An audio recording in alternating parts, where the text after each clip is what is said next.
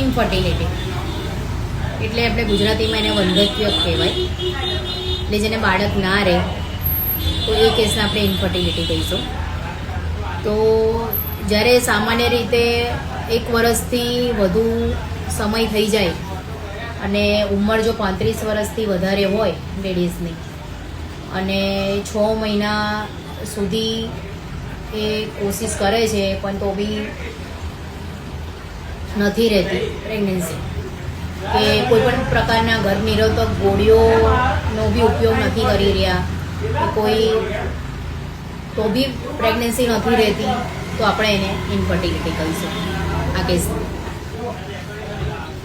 તો એને નિસંતાનપણું કહેવાય આપણે ગુજરાતી ભાષામાં, મેડિકલ ભાષામાં ઇનફર્ટિલિટી. તો બાળક ના થવા માટે ખાલી સ્ત્રીને જ દોષ આપવામાં આવે એવું નથી હોતું, પુરુષોનો બી એટલો જ મહત્વનો બંને ભાગ હોય છે.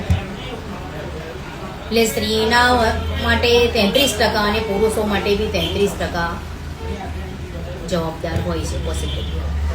તો અને બીજું શારીરિક સમસ્યાઓ હોય કે પછી કોઈ અજ્ઞાન કારણો જવાબદાર હોય છે. એના કારણો વધારે પડતા કયા હોય છે? નિસંતાનપણાના એટલે કે વંધ્યત્વના, એ ઇનફર્ટિલિટી કહી છે. એના મુખ્ય કારણો છે PCOS એટલે પોલિસિસ્ટિક ઓવરી સિન્ડ્રોમ. આજના સમયમાં સૌથી સામાન્ય કારણ છે. એટલે શું? આપણે પ્રશ્ન થશે PCOS એટલે શું? જેમાં હોર્મોન્સના અસંતુલનના કારણે ઈંડા બરાબર બનતા નથી કે પછી સમયસર છૂટા પડતા નથી ઓવરીની આજુબાજુ, અને બ્લોક ફેલોપિયન ટ્યુબ કે ગર્ભાશયની નળીઓ, જ્યાં ઈંડું ગર્ભાશયની જે નળી હોય જ્યાં ઈંડું અને શુક્રાણુ મળે છે, એમાં કોઈ ઇન્ફેક્શન કે પછી અન્ય કારણોસર બંધ થઈ જાય તો બી એને પ્રેગ્નન્સી રહેતી નથી. ગર્ભાશયની ગાંઠ, જો ગર્ભાશયમાં ગાંઠ હોવાથી ગર્ભ ચોંટી શકતો નથી.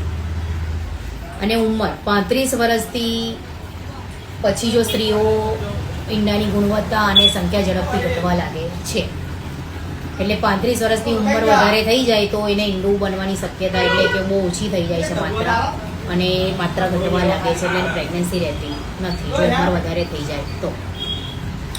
હવે કારણો જે હોય એ સ્ત્રીઓમાં મેં તમને જણાયા. હવે પુરુષોમાં કયા કારણો જવાબદાર હોય છે? શુક્રાણુની કમી એટલે કે લો સ્પર્મ કાઉન્ટ. વીર્ય જેને કહેવાય, વીર્યમાં શુક્રાણુની સંખ્યા જો ઓછી હોય તો પ્રેગ્નન્સી રહે ના. નબળી ગતિ એટલે કે શુક્રાણુની ગતિ ધીમી હોવાથી તે સ્ત્રીના જે ઈંડા હોય ત્યાં સુધી પહોંચી શકતા નથી, કેમ કે શુક્રાણુની ગતિ ધીમી છે. વ્યસન, જો કોઈ વ્યસન કરે છે તો બી એને સ્પર્મ બનતું નથી જેટલી જોઈએ એટલી માત્રામાં. એટલે જો વધુ પડતું દારૂનું સેવન કરે, ધૂમ્રપાન છે, સિગરેટ છે, તમાકુ છે નું સેવન કરે એટલે સીધું શુક્રાણુને સીધું નુકસાન કરે, અને જેટલી માત્રામાં ઈંડું બનવામાં જોઈએ એટલા શુક્રાણુ બનતા નથી. હવે મુખ્ય લક્ષણો શું છે? મુખ્ય લક્ષણો, સીધું લક્ષણ એ છે કે જો ગર્ભ ના રહે તો તે પૂરતો શારીરિક સંકેત હોઈ શકે છે. એટલે કે સ્ત્રીઓમાં લક્ષણોમાં શું આવે? એટલે કે માસિક અનિયમિત આવે, માસિક જે રેગ્યુલર સમય આવવું જોઈએ આવે ના.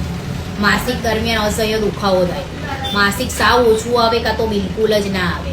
પછી ચહેરા પર અવાછિત વાળ ઉગવા એટલે કે હોર્મોનલ જે તમને હોય સમસ્યાનો સંકેત કરે. એટલે આ માટે માસિક જરૂરી ભાગ ભજવે છે, એટલે એના પર મેં વાત કરી તમને. પુરુષોમાં લક્ષણો શું હશે? મોટાભાગના કિસ્સામાં પુરુષોમાં બહારથી જ કોઈ લક્ષણો નથી દેખાતા, માત્ર લેબોરેટરી રિપોર્ટમાં જ ખબર પડે કે અમુક કિસ્સામાં જાતીય સંબંધોમાં મુશ્કેલી છે કે પછી અંડકોષમાં સોજો જોવા મળે, તો આ પુરુષોમાં હોય. પછી હવે હમણાં ઉપાયમાં આપણે શું કરીશું? તો આપણે આપણી જીવનશૈલી બદલીશું.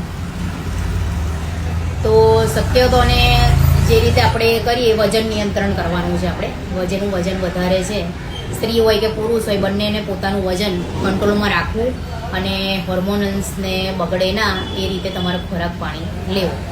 પોષક આહારમાં તમારે સાવ જંક ફૂડ બંધ કરી દેવો પડે જો પ્રેગ્નન્સી રાખવી હોય તો. ડાયટમાં તાજા ફળો છે, લીલા પાંદડાવાળા શાકભાજી છે, ડ્રાય ફ્રૂટ્સ છે, અખરોટ છે, બદામ છે, પ્રોટીનયુક્ત ખોરાકનો સમાવેશ કરવાનો જો પ્રેગ્નન્સી રાખવાની હોય તો. તણાવમુક્ત, એટલે બાળક નથું થવાનું એ ટેન્શન ઘણીવાર બાળકના ના થવાનું મોટું કારણ બની જાય છે. એટલે કે રોજ તમે યોગા કરો, ધ્યાન કરો અને હળવી તમારે કસરતો કરવાની છે. બરાબર છે. હવે ઓવોલ્યુશનનું ટ્રેકિંગ, જો સ્ત્રીના માસિક ચક્રના વહેલા દિવસોમાં જો ઈંડું છૂટું પડે તો સંબંધ બાંધવાથી ગર્ભ રહેવાની શક્યતા થોડી સૌથી વધુ હોય છે. એટલે માસિકના 10 થી 18 દિવસની વચ્ચે, માસિકની તારીખ જે હોય એના 10 થી 18 જે દિવસની વચ્ચે તમે સંબંધ બાંધી શકો છો, જેનાથી તમને પ્રેગ્નન્સી રહેવાના ચાન્સીસ બહુ વધી જાય છે. એટલે માસિકનો ગાળો બહુ મહત્વનો ભાગ ભજવે છે. એટલે આ હતી ઇન્ફર્ટિલિટીની જાણકારી. તો હવે એમાં બીજી જાણકારીમાં એવું છે કે ગાયનેકોલોજીસ્ટ માટે આપણે દવાઓની ઇન્જેક્શન આપે કે જે સ્ત્રીના ઈંડા ના બનતા હોય તે ડૉક્ટર હોર્મોન્સની ગોળીઓ અને ઇન્જેક્શન આપવા ઈંડા બનાવવાની પ્રક્રિયા શરૂ કરે કૃત્રિમ રીતે બહારની ઇન્જેક્શનોથી. હવે જો પુરુષોના શુક્રાણુ નબળા હોય તો તે લેબમાં તેને સાફ કરીને શક્તિશાળી શુક્રાણુને એક પાતળી નળી દ્વારા સીધા સ્ત્રીના ગર્ભાશયમાં દાખલ કરવામાં આવે છે. એક છેલ્લી પ્રોસેસ છે IVF. આ સૌથી આધુનિક અને સફળ પદ્ધતિ છે જે સ્ત્રીના ઈંડા અને પુરુષના શુક્રાણુને શરીરની બહાર લેબોરેટરીમાં ફલિત કરવામાં આવે છે અને ભ્રૂણ એટલે ગર્ભને બનાવવામાં આવે છે. તે પછી સ્ત્રીના ગર્ભાશયમાં મૂકવામાં આવે છે. એને કહેવાય IVFની પ્રોસેસ. એટલે આ હતી ઇન્ફર્ટિલિટીની જાણકારી.